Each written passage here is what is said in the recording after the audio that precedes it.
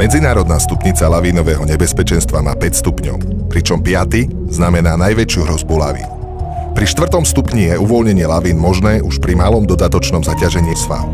Predpokladá vznik mnohých stredných lavín a môže vzniknúť aj niekoľko veľkých spontánnych lavín.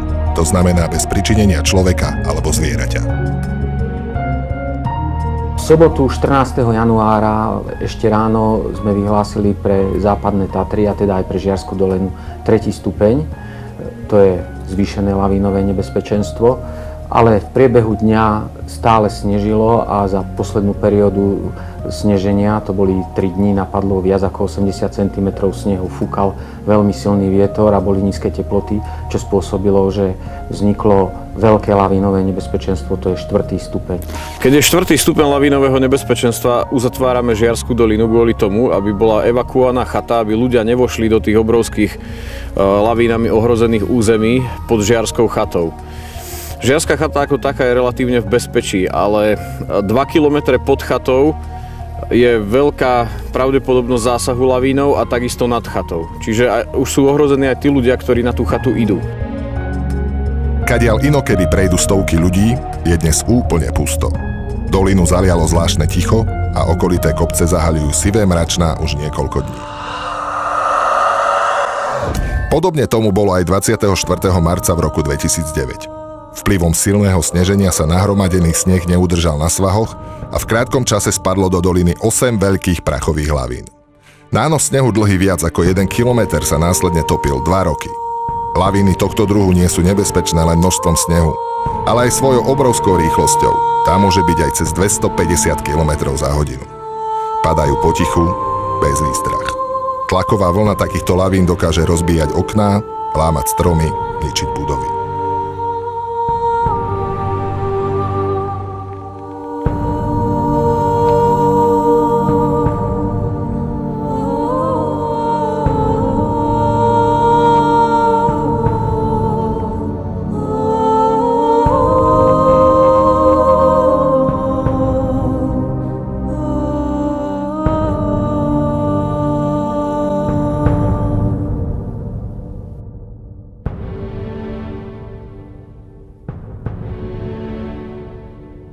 Táto situácia vlastne trvala až do stredy 18. januára, kedy sa aj v západných Tatrách znížilo lavínové nebezpečenstvo z toho 4. stupňa na 3. stupeň. Spôsobilo to, že snehová pokrývka, aj keď pomaly, ale sa stabilizovala. Po otvorení doliny, čiže keď stredisko lavínovej prevencie vydá zo 4. stupňa na 3. stupeň lavínového nebezpečenstva správu, tak je potrebné do tej doliny vojsť, čiže musíme veľmi precízne zhodnotiť situáciu. Ľudia, teda profesionálni záchranári, ktorí idú do tej doliny alebo celkovo do hôr po 4. stupni lavínového nebezpečenstva alebo počas 4. stupňa lavínového nebezpečenstva, sú v podstate v reálnom ohrození života. Taký deň čaká horských záchranárov aj dnes. Prístupová trasa k Žiarskej chate je lavínami najohrozenejšou spomedzi všetkých turistických trás k horským chatám Slovenska. Prirodzenou prekážkou s brzdným účinkom je les. Z neho však veľké lavíny ukrajujú a tým sa čoraz viac zvyšuje aj ich dosah do samotnej doliny. Tam, kde ste boli pred 10 rokmi v bezpečí, vám dnes hrozí smrť.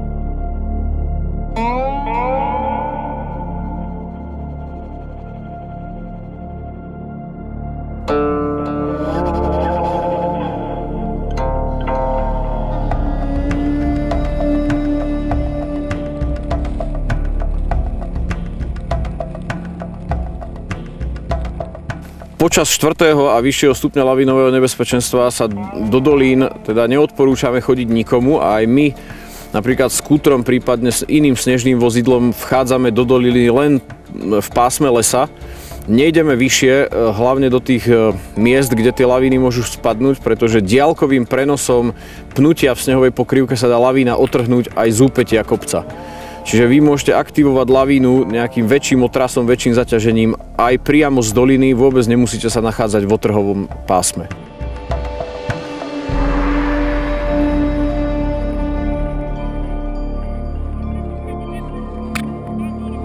Jazda s kútrom nie je vôbec jednoduchá. Stromy pod váhou nového snehu padajú na cestu a hatia tak prechod záchranárov. Aby mohli prejsť, musia ich podchádzať, otláčať či píliť. Stále dookola. Cesta hore je rovnaká ako vždy pri týchto podmienkach. Biela, chladná a so sivou oblohou, akási nebľúdna.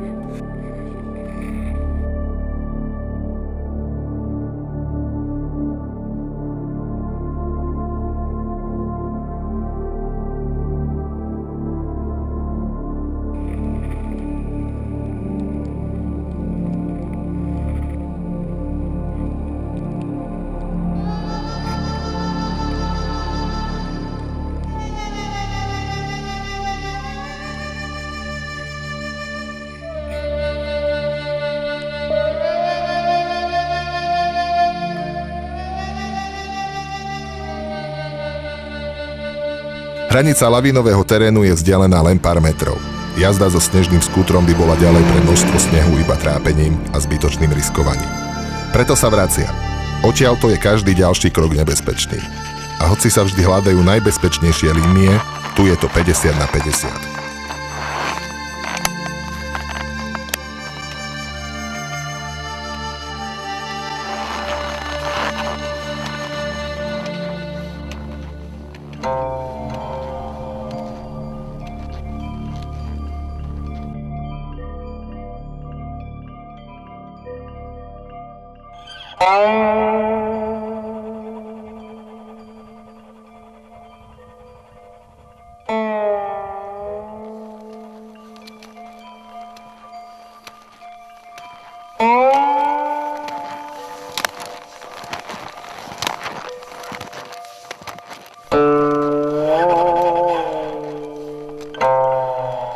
Ďalej už postupuje každý sám.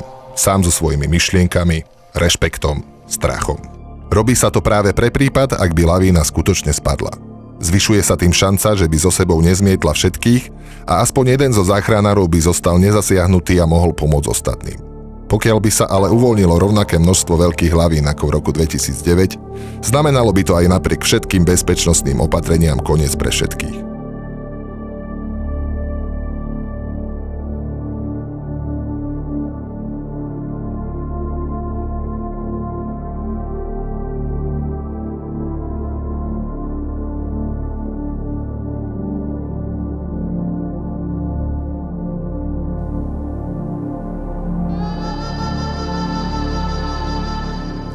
Dnes je vlastne 5. deň, ako sme zatvorili chatu pre 4. stupeň lavinového nebezpečenstva a dneska v stredu sme sa predrali tu nahore. Tak ja si myslím, že každý človek má určitý rešpekt pred prírodou a takisto má rešpekt pred lavinami. Nedá sa povedať, že to je strach, ale určite človek nejde s pocitom, že je to tu nebezpečné.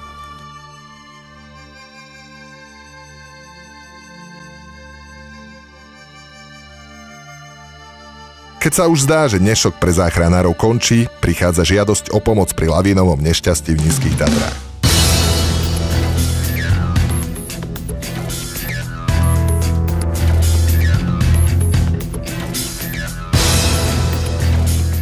Jasná. Je najväčším lyžiarskym strediskom Slovenska. 36 km upravených zjazdoviek do nadmorskej výšky 2000 metrov a prepravná kapacita sedačiek a vlekov až 24 535 osôb za hodinu. Nie všetci sem ale prichádzajú lyžovať. Jasná je aj ideálnym miestom, z ktorého sa dá jednoducho dostať na hlavný hrebeň Nízkych Tatier a absolvovať nádherný prechod alebo skialpinistickú túru.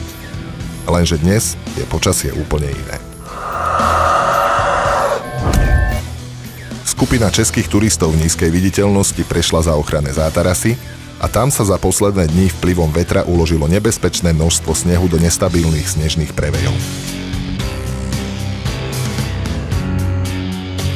Kto pozná túto oblasť, tak vie, že tento školský žleb a okolie má takú tú juhovýchodnú orientáciu, čo teda morfologicky znamená, že sa tam pri severozápadnom prevládajúcom vetre ukladá vlastne množstvo snehu a vytvárajú sa na tej hrane obrovské preveje.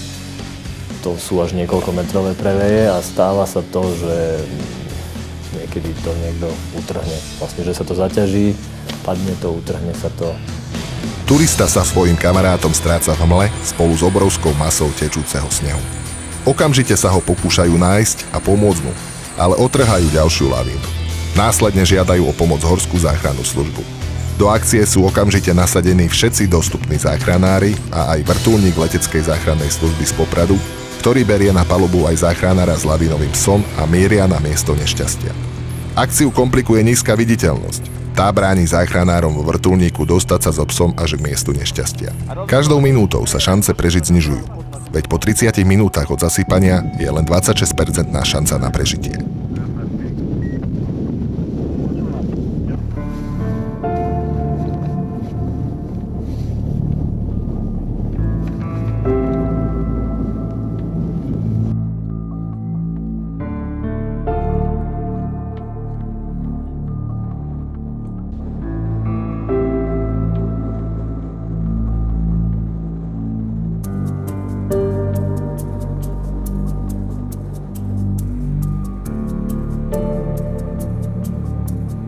Čo sa týka meteorologických podmienok, strašná hmla, viditeľnosť tých 10-20 metrov. Vietor nebol až taký silný, v podstate po tých predchádzajúcich dňoch sa kúsok zmiernil, keď si pozerám tieto údaje. Teploty boli stále veľmi záporné, nízke, to bolo okolo tých minus 10, minus 12 v tej lokalite v tom čase, keď padla tá lavína a trošičku slabo snežilo. Len najhoršia bola vlastne tá hmla, ktorá spôsobovala, že títo turisti vôbec nevedeli, kde sú, kam idú, ako idú. Do hôr sa blíži tma. Vrtuľník sa vracia späť na základňu. Po 4 hodinách je šanca, že by sa turista našiel živý menšia ako 5%. Zlý koniec je takmer istý. Napriek tomu prichádzajú na základňu ďalší záchranári a stále noví a noví schádzajú na lavínu pomáhať s hľadaním. Šanca je malá, ale v tejto práci sa vždy bojuje do poslednej chvíle.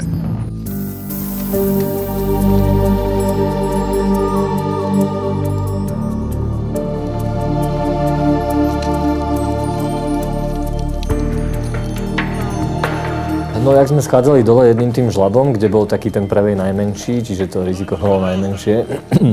Vlastne hneď, ak sme prišli v tej hmle do toho kotla, tak videli sme, že je to pomerne slušný nános, že teda je to tá lavína. Začalo sa teda so sondovaním, bol tam spočiatku jeden pes, potom prišli ďalšie psy, ďalší ľudia, čiže v princípe sa to presondovalo takmer celé. A stále nebol nájdený žiadna nejaká stopa po tomto človeku.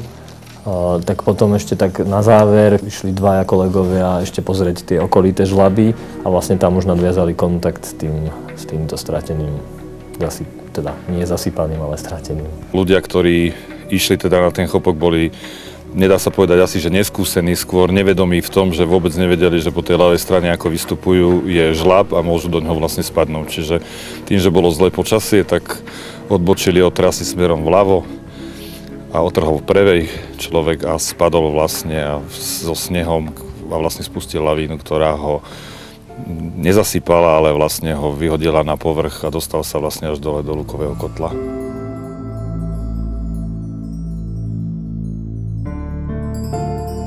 Šesť dní po filmovaní tejto relácie lavína v Žiarskej doline skutočne spadla. Prešla cez miesta, kadiaľ pri filmovaní prechádzali dvaja záchranári.